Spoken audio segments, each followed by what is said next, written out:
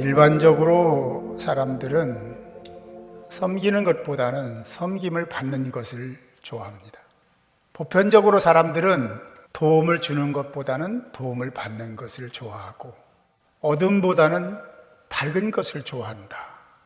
저와 여러분이 항상 기억해야 할 것이 있습니다. 여러분이 언제 어디서 무엇을 누구와 함께 하든지 어떤 사건과 시련 상황 가운데 있든지 여러분 자신은 그리스도인이라는 거예요. 그걸 기억해야 됩니다. 장사를 하든 집에 있든 학교에 가든 어디에 있든 그리스도인이라는 것. 가끔 잊어버릴 때 같은 때가 있어요. 외국에 여행 가면요, 내가 그리스도인임을 기억 못하는 사람들이 참 많은 것 같습니다. 그래 자기의 본부를 잊어버리고 망각하고 함부로 행동하는 것을 볼 때가 가끔 있어요. 마음 아프죠.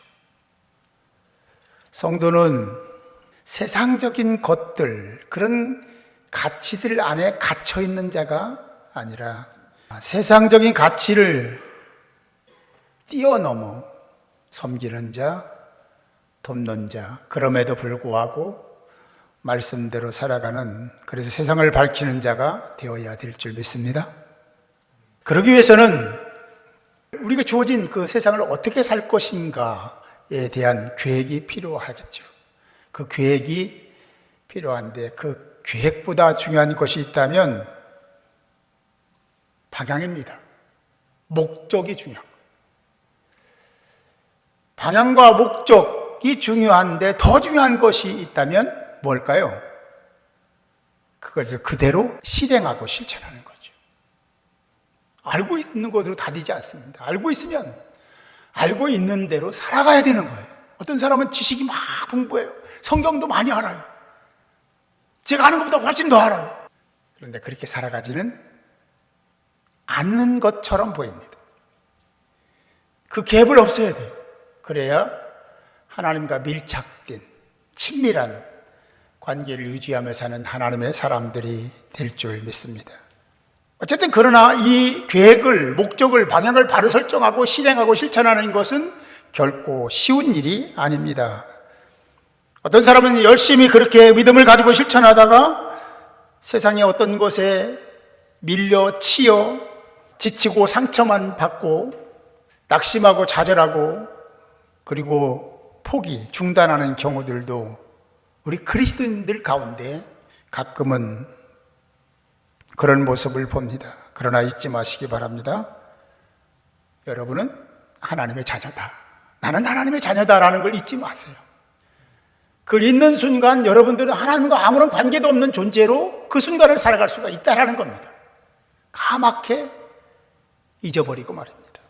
하나님은 주 안에서 말씀대로 살려고 몸부림치는 자들을 보십니다. 그리고 그런 상태에서 지쳐있고 어떤 측면에서 낙심해 있고 힘들어할 때 하나님은 여지없이 그들을 찾아서 그들을 돕기를 원하시고 그렇게 여러 모습으로 당신을 보도록 하는 라인을 형성하시고 그렇게 접근하시죠. 그래서 성경은 뭐라고 하냐면 깨어있는 자가 되라고 말씀하시는 겁니다. 깨어있지 않으면 아무리 주님이 마음문을 두드려도 우리는 주님을 볼 수가, 들을 수가, 만날 수가 없는 겁니다. 이사야 42장 3절에 이렇게 말씀합니다. 하나님은 어떤 분이냐면 상한 갈대를 꺾지 아니하시며 꺼져가는 등불을 끄지 아니하시고 진실로 정의를 시행할 것이며 라고 말씀하고 있습니다. 하나님의 계획 안에 여러분이 있습니다. 하나님의 계획 안에 여러분이 계신 거예요. 하나님은 시련과 역경 가운데 있는 자들을 세워주시고 그 안에서 정의를 세우시고 그걸 실행하시고 성취시켜 주시는 분이 하나님이심을 믿으시기 바랍니다. 이사야 42장 6절은 또 말씀합니다. 나 여호와가 의로 너를 불렀은즉 내가 내 손을 잡아 너를 보호하며 너를 세워 백성의 언약과 이방의 빛이 되게 하리니 라고 말씀하고 있습니다. 하나님 이런 분이에요. 하나님은 여러분들을 늘 관심 밖에 두는 게 아니라 당신의 바운더리 안에 두기를 원하시고 그것을 떠나지 않기를 원하시고 떠났을 때 자꾸만 당신의 보호, 품 안으로 돌아오기를 원하시는 분이시다. 창조주 하나님, 거룩한 하나님, 전지전능하신 하나님이 말씀하십니다. 내가 너를 모으겠다는 거예요. 당신의 품 안으로 모으겠다는 거예요. 우리는 하나님을 찾아야 됩니다. 주의 이름을 불러야 돼요. 그리고 모이기를 힘쓰는 자가 되어야 됩니다. 물론 그리스도 안으로. 그러면 하나님은 말씀하시는 게 뭐냐면 너희들로 하여금 내가 빛인 것처럼 너희도 빛이 되게 하리라 하는 언약의 말씀을 주고 계시더라는 거죠. 이렇게 하시는 분이 하나님이시고 주님이신데 이 모습이 하나님의 속성이고 주님의 품성인 줄 믿으시기 바랍니다. 그 하나님이 여러분들의 아버지이시고 아빠 되십니다. 주님은 그렇게 우리에게 세상의 소망이 되시고 빛이 되시는 분, 어둠 가운데 있는 자들에게 소망을 불어넣어주시는 분 하나님이십니다. 마태복음 4장 16절에 이렇게 말씀합니다. 흑암에 앉은 백성이 큰 빛을 보았고 사망의 땅과 그늘에 앉은 자들에게 빛이었도다. 얼마나 힘이 되는 말씀입니까? 여러분들이 그런 상황에 있을 때 하나님은 여러분들의 소망이 되어주시고 여러분들에게 빛이 되어주시고 여러분들을 품어주시고 여러분들의 미래와 장래를 현재적인 삶의 그 모습이나 상황을 새롭게 하시는 분이 하나님이시라는 것을 이렇게 표현하고 있는 겁니다. 요한일서 1장 5절에서도 삼위의 하나님은 빛이시라고 하시면 이렇게 말씀해 우리가 그에게서 듣고 너희에게서 전하는 소식은 이것이니 곧 하나님은 빛이시라. 할렐루야. 하나님은 빛이십니다. 빛의 속성을 잘 알잖아요. 하나님이 여러분들을 밝게 맑게 그리고 하나님이 지으신 세계 속에서 행복하게 살기를 원하시는 분이 하나님이시다. 그에게는 어둠이 조금도 없으시다는 것이니라. 주님은 하나님은 빛이십니다. 그 빛은 바로 저와 여러분을 하나님께로 인도하는 빛입니다. 그 빛이 없으면 우리는 하나님을 만날 수 없습니다. 하나님께 도달할 수 없는 존재가 되는 거죠. 그 인도하는 빛에 대하여 요한복음 14장 6절은 이렇게 말씀하고 있습니다. 예수께서 이르시되 내가 곧 길이요 진리요 생명이니 나로 말미암지 않고는 아버지께로 올 자가 없느니라 라고 하시면서 아버지께로 올 자는 그 인도하는 빛에 의해서 아버지께로 오게 된다라고 성경은 말씀하고 있죠. 빛이신 예수를 따르는 자는 이미 하나님의 자녀가 된 것입니다. 하나님의 자녀가 된 자들은 이미 빛의 자녀입니다. 그래서 생명을 보존받게 되는 거죠. 여러분들 생명을 주관하시는 분은 여러분이 아닙니다. 나라도 아닙니다. 의사도 아니에요. 여러분들의 생명을 주관하시고 보장하시는 분은 만군의 여호와 하나님이신 줄 믿으시기 바라요. 십자가에서 여러분을 대신해 죽으신 예수님이심을 믿으시기 바랍니다. 오늘 말씀을 통해서 우리가 알아야 될 것은 빛의 자녀들에게 형성되고 유지해야 될 열매를 말씀하고 있는데 에베소서 5장 9절에 말씀하고 있습니다. 빛의 열매는, 열매 얘기하잖아요. 빛의 열매는 모든 착함과 의로움과 진실함에 있느니라. 착해야 됩니다. 그리고 의로워야 됩니다. 진실해야 됩니다. 그게 빛의 열매랍니다. 그 열매가 없다면 우리는 빛의 자녀로서 뭔가 함량이 미달되는 거예요. 그 함량이 미달되지 않는 자가 되려면 선해야 됩니다. 그리고 의로워야 되고 그리고 진실해야 정직해야 됨을 믿으시기 바랍니다. 하나님 앞에서 코람데오라고 하지 않습니까? 오늘 본문 말씀은 무엇을 말씀하는지 살펴보려고 합니다. 예수님과 제자들은 초막절기가 지난 안식일에 제자들과 함께 예수님이 실로암 근처 길을 걷고 있었습니다. 여러분, 실로암은 예루살렘 성곽에 있는 식수원인데 이 실로암 못은 구약시대 히스기야 왕 때 아수르 사네립이 공격할 것을 대비해서 예루살렘 성 밖에 있는 수원지인 기온 샘물로부터 수루를 내요. 땅속에 숨겨진 지하 수루를 내서 성으로 끌어들인 물을 실로암 못이라고 했습니다. 그 못의 이름은 실로암의 뜻은 보냄을 받았다. 보냄을 받았다라는 뜻입니다. 아무튼 이 못을 지날 때, 날 때부터, 처음부터 앞을 보지 못하는 한 맹인, 소경을 만납니다. 그 맹인을 보면서 제자들이 예수님께 이렇게 질문합니다. 제자들이 물어 이르되 랍비여, 이 사람이 맹인으로 난 것이 누구의 죄로 인함이니까? 자기니까? 그의 부모니까? 라고 물어요. 이건 뭐 묻는 이유가 율법적인 부분이 배경에 있기 때문에 그걸 지식으로 알고 살아왔기 때문에 묻는 겁니다. 왜냐하면 맹인이니까. 이거 분명히 죄 때문에 이렇게 됐다고 생각을 했고, 부모 아니면 자기의 죄라고 생각하는 유대인들의 사고, 가치들이 형성된 때이니까 당연히 이렇게 물을 수밖에 없습니다. 당시 유대인들은 그렇게 통념적으로 살았기 때문에 병은 죄다라고 생각했기 때문에 그런 질문을 한 거죠. 그런데 주님은 그들의 생각이나 질문에 대한 의도를 다 뒤집어 버립니다. 성경은요, 다 이런 역설로 되어 있습니다. 너희들이 갖고 있는 지식이나 경험이나 이런 것들이 옳지 않음을 계속 말씀하십니다. 우리 그거 잘 받들어야 돼요. 세상적으로 어떤 경험이나 체험들이 진리라고 생각하는 사람들이 많아서 그걸 주장하다 보니까 말씀이 약화되고 말씀이 물러가고 말씀이 없어지고 예수도 없어지는 경우들을 흔히 봅니다. 주님은 뭐라고 했냐면, 이를 뒤집으면서 우리가 생각해야 될 게 하나 있는데, 전체적으로 포괄적으로 보면 아담과 하와가 죄를 지은 것 때문에 병이 생긴 거 맞잖아요. 포괄적으로 보면 그게 맞는 거예요. 그러나 결국으로 보면 병은 하나님의 영광을 위한 것이다. 근시안적으로 보면 그게 맞아요. 포괄적으로 보는 게 맞는 거예요. 그런데 결국을 보면 그게 아니라 하나님이 받으시고자 하는 영광 때문에 그런 거다라는 겁니다. 오늘 말씀합니다. 3절에 예수께서 대답하시되 이 사람이나 그 부모의 죄로 인한 것이 아니라 그에게서 하나님이 하시는 일을 나타내고자 하심이라. 할렐루야. 할렐루야.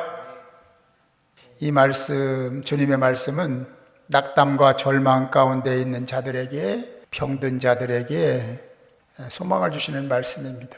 죄라는 굴레를 율법으로 세워서 거기에 가둬놓고 폐쇄적인 사회를 만든 유대인들, 모든 병은 죄로부터 왔다고 하면서 그들을 옥죄했던 그들의 모든 생각, 가치들을 뒤엎는 말씀, 그 말씀은 과연 소망적인 말씀이었고 획기적인 변화였습니다. 이어서 4절은 이렇게 말씀합니다. 때가 아직 낮임에 나를 보내신 이 일을 우리가 하여야 하리라. 밤이 오리니 그때는 아무도 일을 일할 수가 없느니라. 나를 보내신 이의 일, 이거 해야 된다는 거예요. 나를 보내신 이의 일이 있습니다. 그 일을 해야 된다는 거예요. 때가 되면 할 수 없을 때가 온다는 거예요. 핵심은 우리가 그 일을 해야 하리라 라는 건데, 여기 보면 나를 보내신 이, 하나님이 보내셨어요. 보내신 목적이 있어요. 그에 합당한 일을 해야 된다라고 말씀하고, 그건 뭐 예수님만 하는 게 아니라 그 일에 해당되는 것은 모든 부름받은 하나님의 사람, 여러분임을 믿으시기 바랍니다. 보내신 일을 해야 되는 겁니다.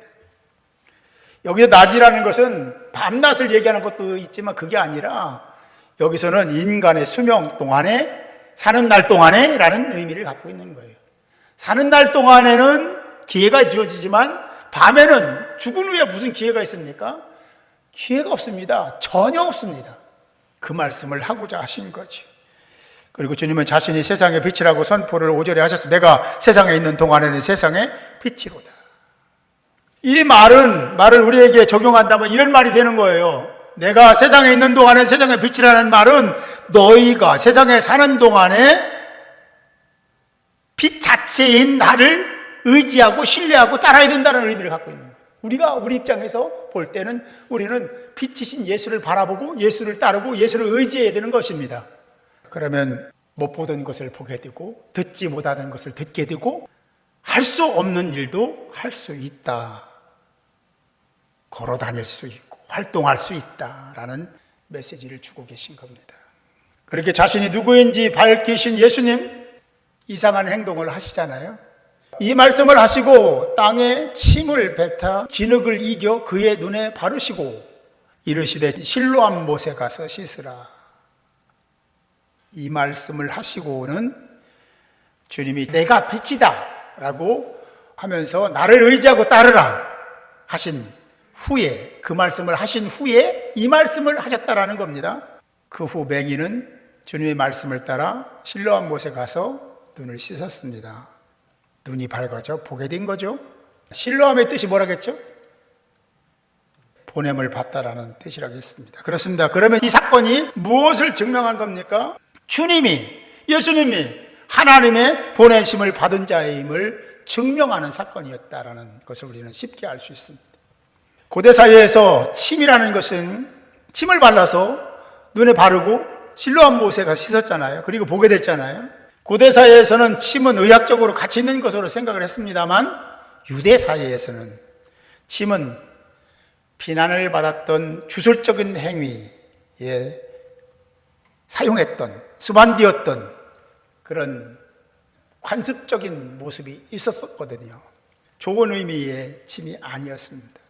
그리고 더군다나 지금 안식일인데 안식일 날에는 기름을 바르는 것 외에는 아무것도 어떤 액체도 바를 수가 없는, 평상시에는 포도주나 식초 같은 것도 바르긴 했습니다만 안식일에는 기름만 사용했어야 합니다.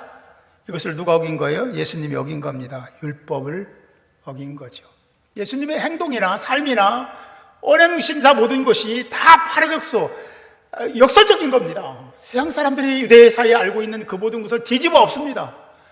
지금은 그것보다 훨씬 더 아주 교묘한 인문학의 발달로 인해서 사람들이 아주 교묘하고 아주 달코름하게 그 모든 것을 논리적으로 이끌어가고 있습니다. 다 속죠.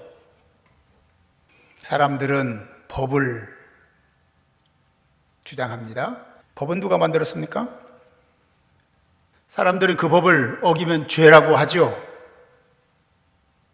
맞습니다. 그것 어기면 죄가 되는 겁니다. 그런데 성경은 사람들이 만든 법보다 우선되는 것을 말씀하고 있다는 겁니다. 이 말씀, 하나님의 말씀이 우선되어야 합니다.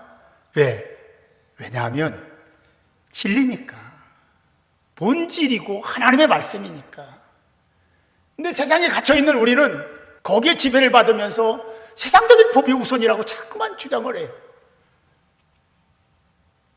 주님이 뭐라고 하실까? 그래, 니들이 만든 법이 우선이다 그러실까요? 저는 절대로 그렇게 생각하지 않습니다. 악법도 법이니까 따르라는 말이 있는데 그거 맞아요. 그러나 그럼에도 불구하고 아닌 것은 아닌 겁니다. 그게 우리가 가야 될 길입니다. 우리가 가져야 될 가치입니다. 이게 신앙인의 정체성인 겁니다. 말씀을 세워가야 되는 거죠. 우리가 여기서 생각해야 될 것이 있습니다. 예수님은 무엇을 말씀하시려는 것인가? 말씀을 보면 두 가지를 생각할 수 있어요. 주님은 맹인을 고치셨다. 보지 못하는 자를 보게 하셨다. 하나. 그리고 또 하나는 그분이 선포가 있었다. 무슨 선포가 있었냐면 내가 세상의 빛이다 라는 선포가 있었다는 두 가지를 우리는 알 수 있습니다. 우리는 맹인을 보게 하신 기적의 사건과 내가 세상의 빛이다 하신 말씀의 행간에서 찾아야 될 교훈이 있다는 것을 우리는 알아야 됩니다. 단순히 기적을 보여주시기 위함이 아니었다라는 거죠. 그것은 이 치유 사건을, 맹인을 보게 하신 이 치유 사건을 통해서 선포하신 선포가 있다라는 겁니다. 다른 선포가 있는 건데 그 선포의 말씀을 명제적으로 우리가 표현한다면 이렇게 표현할 수 있을 겁니다. 예수는 눈먼 자에게 빛이 되다. 이거죠. 예수는 눈먼 자에게 빛이 되신다 라는 아주 중요한 명제를 우리에게 주고 계십니다. 그렇습니다. 주님 자신이 세상의 빛이요 소망임을 선포하신 겁니다.